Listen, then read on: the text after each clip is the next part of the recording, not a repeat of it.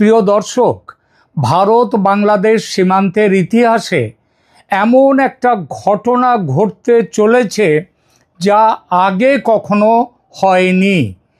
সুন্দরবনের গভীর জঙ্গল আর নদী বেষ্টিত এলাকায় যেখানে এতদিন কোনো স্থায়ী বেড়াই ছিল না, সেখানে এখন প্রায় 90 কিলোমিটার দীর্ঘ ফেন্সিং তৈরির কাজ শুরু হয়ে গেছে। কিভাবে এই কাজ করার পরিকল্পনা কার্যকর হতে চলেছে সে বিষয়ে বলবো, তবে তার আগে কেন সুন্দরবন অঞ্চল ভারতের সীমান্ত সুরক্ষায় একটা বড় সমস্যা হয়ে রয়েছে সেটা দেখা যাক। বাংলাদেশ থেকে অনুপ্রবেশ, চোরাচালান ও সন্ত্রাসী পাচারে সুন্দরবন এলাকার ভূমিকা ঠিক কতখানি? দেখুন, সুন্দরবনের বিস্তীর্ণ নদী বেষ্টিত ঘন ম্যানগ্রোভ জঙ্গল আর অরক্ষিত জলসীমানা একে ভারত বাংলাদেশ সীমান্তের সবচেয়ে ঝুঁকিপূর্ণ ও ব্যবহৃত অনুপ্রবেশ চোরাচালান করিডরে পরিণত করেছে, যেখানে জঙ্গি অনুপ্রবেশের আশঙ্কাও ক্রমাগত বাড়ছে বলে ভারতের বিভিন্ন নিরাপত্তা সংস্থা তীব্র উদ্বেগ প্রকাশ করেছে। অনুপ্রবেশের কারণে পুরো সুন্দরবন অঞ্চলের ডেমোগ্রাফি বা জনবিন্যাসের ব্যাপক পরিবর্তন ঘটে গেছে। আজ সুন্দরবন এলাকায় যে ব্যাপক মুসলিম জনসংখ্যা রয়েছে, আজ থেকে 40 বছর আগে সেটা ছিল না। এদের একটা বড় অংশ যে বাংলাদেশ থেকে অনুপ্রবেশ, তার কিছুটা ধরা পড়েছে নির্বাচন কমিশনের সাম্প্রতিক SIR প্রক্রিয়ায়। আরও ধরা পড়বে যখন NRC তৈরি শুরু হবে অতি শীঘ্রই। সুন্দরবনে ব্যাপক অনুপ্রবেশ কিভাবে হয়?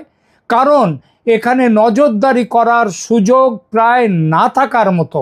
কাঁটাতারের বেড়া নেই, কারণ এখানকার সীমান্ত মূলত নদী, খাড়ি ও ঘন বনভূমি দিয়ে গঠিত।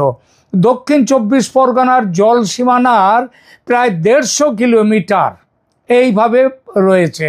বসিরহাট মহকুমার স্বরূপনগর থেকে হিঙ্গলগঞ্জের হেমনগর কোস্টাল থানা পর্যন্ত 94 কিলোমিটার সীমান্তের মধ্যে প্রায় অর্ধেকই জল সীমান্ত, যা নিয়ন্ত্রণ করা প্রচলিত স্থল সীমান্তের তুলনায় অনেক বেশি কঠিন। বাংলাদেশ থেকে দালাল চক্রের মাধ্যমে নৌকোয় করে মানুষ পাচার সুন্দরবনে একটা অতি পরিচিত এবং স্বীকৃত সমস্যা। সম্প্রতি খুলনা জেলার একটি পরিবার সহ 11 জন এবং আরেকটি ঘটনায় নারী শিশু মিলিয়ে 20 জন বাংলাদেশি ঘন জঙ্গলে অনুপ্রবেশ করে ধরা পড়েছে। বাংলাদেশের অভ্যন্তরীণ রাজনৈতিক অস্থিরতার সময় এই ধরনের অনুপ্রবেশ আরও বেড়ে যায় বলে পুলিশ ও বন দপ্তরের সূত্র জানিয়েছে। কিভাবে হয় এই মানব পাচার? নারী ও শিশুদের নিয়ে ছোট ছোট দল নৌকায় জলসীমা পার করে সুন্দরবনের জঙ্গলে এসে নামিয়ে দেওয়া হয়। চোরাচালান ও অপরাধ, বহু ট্রলার অতীতে অপরাধমূলক কাজে জড়িত থাকার অভিযোগে ধরা পড়েছে। এমনকি বাংলাদেশি ডাকাতরাও সুন্দরবনের বাঘের ডেরায় আশ্রয় নিয়েছে বলে ঘটনা রয়েছে, ধরা পড়েছে। জলপথে বাণিজ্যের অপব্যবহার, সেটাও একটা বড় ব্যাপার। সড়কপথে ভারত বাংলাদেশ বাণিজ্য স্থগিত থাকলেও সুন্দরবনের নদীপথ দিয়ে জাহাজ চলাচল এখনও খোলা, যা নজরদারির বাইরে অপব্যবহারের সুযোগ তৈরি করে এবং করছে। শুধু যে সাধারণ অনুপ্রবেশ তা নয়, জঙ্গি অনুপ্রবেশের প্রমাণও পেয়েছে সরকার। পহেলগাঁও জঙ্গি হামলার পর গোয়েন্দা তথ্যের ভিত্তিতে জানা গেছে জঙ্গি গোষ্ঠীগুলো ভারতের নদী ও সামুদ্রিক সীমান্ত, বিশেষত সুন্দরবনের মধ্য দিয়ে অনুপ্রবেশের চেষ্টা করছে। এই আশঙ্কা থেকে BSF ভারতের যে security force, border security force, Sundarban সেক্টরের 113 কিলোমিটার গুরুত্বপূর্ণ অংশে ড্রোন, রাডার, এমনকি উপগ্রহ প্রযুক্তি মোতায়েনের জন্য DRDO, আমাদের যে ডিফেন্স যে সংস্থা, তার সহায়তা চেয়েছে। BSF এর DG প্রবীণ কুমার, ডাইরেক্টর জেনারেল, গত সপ্তাহে ইছামতি, রায়মঙ্গল ও কালিন্দী নদীপথ সীমান্ত সরেজমিনে পরিদর্শন করে জলপথ দিয়ে জিহাদি অনুপ্রবেশের আশঙ্কা খতিয়ে দেখেছেন এবং বুঝেছেন ব্যাপারটা, এবং তারপরই শুরু হয়েছে জোর কদমে প্রশাসনিক পদক্ষেপ। ঝুঁকি মোকাবিলায় নদী ও বনভূমি এলাকায় ভাসমান সীমান্ত ফাঁড়ি মানে ফ্লোটিং সেই বর্ডার আউটপোস্ট এবং বঙ্গোপসাগরের অংশে উপকূলরক্ষী বাহিনীর নজরদারি চালু রয়েছে। আগে এটা করা যাচ্ছিল না, কারণ রাজ্যে মমতা ব্যানার্জির জামাতি সরকার ছিল এবং সেই সরকার বদলের পর সীমান্ত সুরক্ষিত করার জন্যে বিএসএফকে জমি দেওয়া শুরু হয়ে গেছে, বাকি জমিও খুব শীঘ্রই দেওয়া হবে। যার ফলে এই সুন্দরবনের 90 কিলোমিটার স্থায়ী বেড়া নির্মাণের পরিকল্পনা বাস্তবায়নের পথ খুলে গেছে। সুন্দরবন অঞ্চলের গুরুত্ব বুঝে ভারত সরকারও বিশেষ নজর দিয়েছে।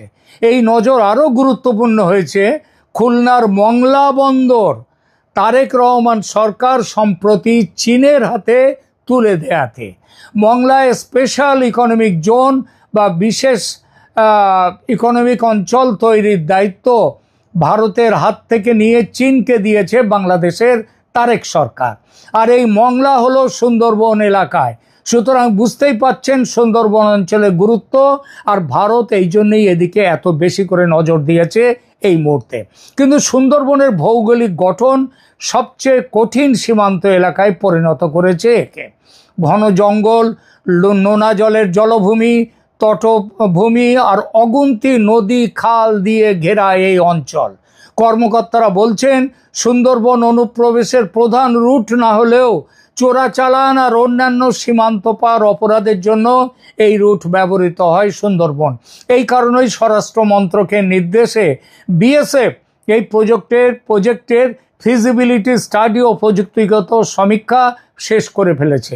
আগেই বলেছি, বিএসএফ মহাপরিচালক প্রবীণ কুমার 11 থেকে 14 জুলাইয়ের মধ্যে সুন্দরবন পরিদর্শন করে প্রস্তাবিত ফেন্সিং কাজ ও সীমান্ত সুরক্ষা ব্যবস্থা পর্যালোচনা করেছেন। এই পরিদর্শনে সিদ্ধান্ত নেওয়া হয়েছে যে নির্দিষ্ট সীমার মধ্যে ফেন্সিংয়ের কাজ শেষ করা হবে, নদী এলাকায় নজরদারি বাড়ানো হবে, আর অতিরিক্ত সার্চলাইট, অত্যাধুনিক সিসিটিভি ক্যামেরা, ড্রোন সব কিছু লাগানো হবে এখানে। পরিবেশগত জটিলতা আছে বলেই কাজটা কঠিন। সুন্দরবনে ভারত বাংলাদেশ সীমান্তের 71 কিলোমিটার অংশ সুন্দরবন বন্যপ্রাণী অভয়ারণ্যের মধ্য দিয়ে গেছে, যেটি একটি সংরক্ষিত বনাঞ্চল।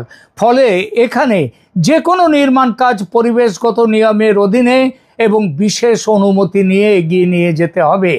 কর্মকর্তারা জানাচ্ছেন, পশ্চিমবঙ্গে সরকার বদলের পর এই প্রজেক্টের গতি ভীষণভাবে বেড়ে গেছে।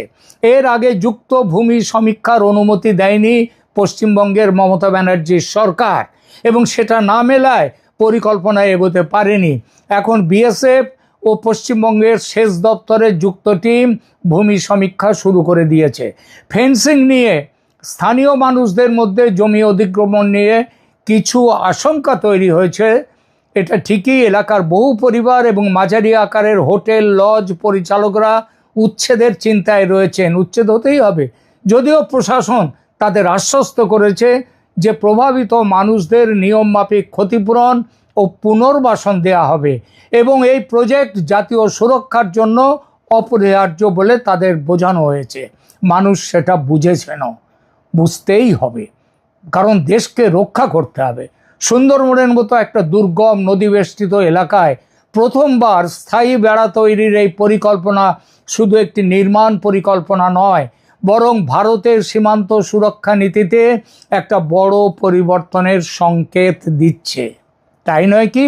আপনারা কি মনে করছেন এটা জানান, কমেন্ট করে লাইক দিন, এবং অবশ্যই ক্যালকাটা ডায়ালগস চ্যানেলকে সাবস্ক্রাইব না করে থাকলে সাবস্ক্রাইব করুন এখনই।